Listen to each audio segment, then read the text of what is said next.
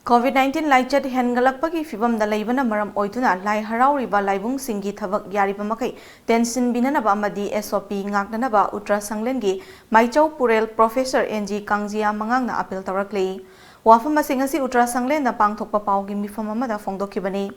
Utra Sanglen gi Maichau kaya susaruk yakiba paugi mifam aduda Professor NG Kangzia Mangangna hai haujik mafam kaya da Lai Haraobi thoram pangthoknari Sajibu Kalen amadi inga thada pangthoknaba Lai Haraobi thoram sing asi ngasidi khara ngaknaba amadi thengthana harawnari Lai Haraobada MARU OINA amaiba amaibi pena khongba sing asina LAIGI thoram asi pangthoklibani adubu haujik malem gi oina COVID-19 gi LAICHAT SANDORAKPAGI CHANG WANGKHATLAKPANA MARU OINA HAIRIBA LAIGI thoram pangthoklibasing asina LAIDA pot KATPA LAKLIBASING ASIGA SOKNADANABA YARIBAMAKHEI CHEKSINBIU Center Amadi State LEINGAKNA PIRIBA SOP sing asi NGAKNA LAKPIU LAI committee singi member sing nasu laibung karakpada Yaribamakhei marks uppaga lakpinanaba hotnabiu LAI committee sing nasu haujikti tangai fadaba natana LAI gi oiba thoram sing tensinmaga loinana nongmada thoram loisinbinanaba hotnabiu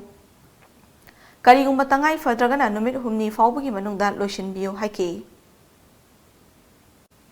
nongal badagina dum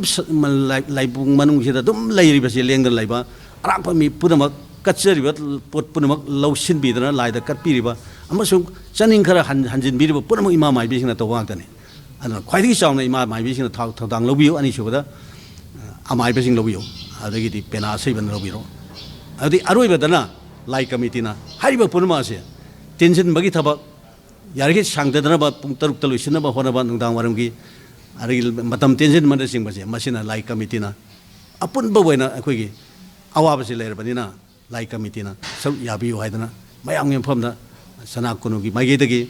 iningthaugi sanayathang gi makhadani akoina haijiribasi